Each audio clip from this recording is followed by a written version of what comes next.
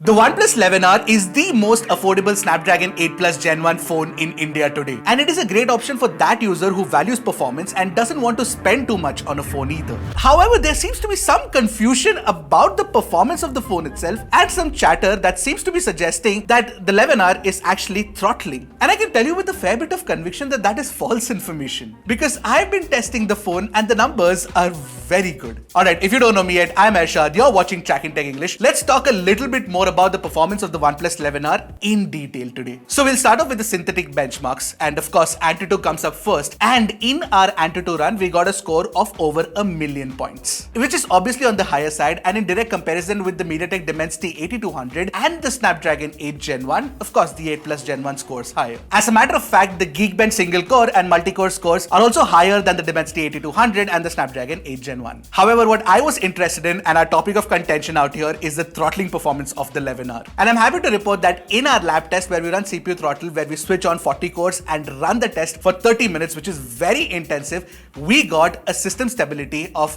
88%. This is actually the best CPU stability score that we've got on any flagship phone that we've tested in 2023, and you guys know that we've tested a lot of them. Considering we've tested so many phones within the first 2 months of 2023, it'll be awesome if you can hit that subscribe button and support our work. And in 3D Mark Wildlife stress test, while the number is not the best, it still managed a fairly competent GPU stability score of 70.5%, and the temperatures only rose to about 41 degrees. So with respect to throttling on the OnePlus 11R, I don't think there's much to worry about. So while these are synthetic benchmarks, I ran a real-world gaming test where I also monitored the frame rate data. I played a game that is shutting really soon, and I'm really sad about it, and of course I'm talking about Apex Legends out here. I played the game at extreme HD graphics and ultra frame rates, which means that you get 60 FPS, and after my test, I got a consistent stability of 59.9 frames per second, which for those of you who care for longer peak performance in gaming, you'd know it is good. And the phone just crossed a little over 40 degrees,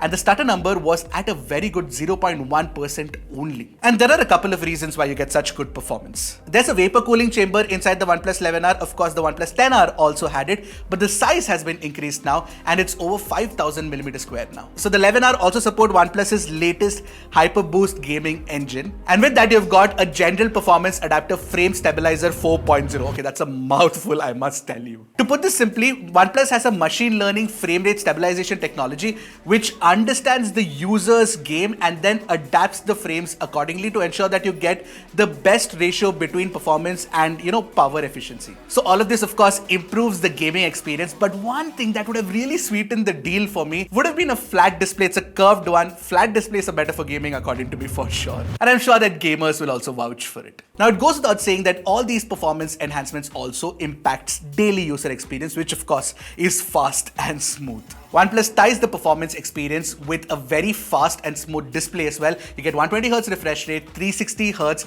of touch sampling rate, and along with that some really nifty optimizations to the software layer, where you have the app layer, the Linux layer, and of course the Android layer itself, where OnePlus makes certain tweaks to improve the smoothness of the system UI and animations. Finally, of course, OnePlus has been at the forefront of charging technology. You get OnePlus's Super VOOC S 100-watt charging speeds and the adapter in the box as well, and this adapter can charge your phone from 0 to 100 in 25 minutes flat. So if you are worried about losing a lot of battery while you're gaming, you don't have to worry about it because the top up will happen really soon. Evidently, my testing reveals that the OnePlus 11R is actually an impressive phone as far as performance is concerned, and Snapdragon 8 Plus Gen 1 has definitely not been throttled. You get stable CPU and GPU performance, and if you play a lot of graphically intensive games like Apex Legends, Call of Duty, Genshin Impact, all of those, most of these will run at 60 FPS for a good duration before dropping in performance. At a base price of rupees 40,000, I must say that that's pretty impressive. Can you call this a good gaming phone or a good performance phone? Absolutely, yes. So if you are considering buying a phone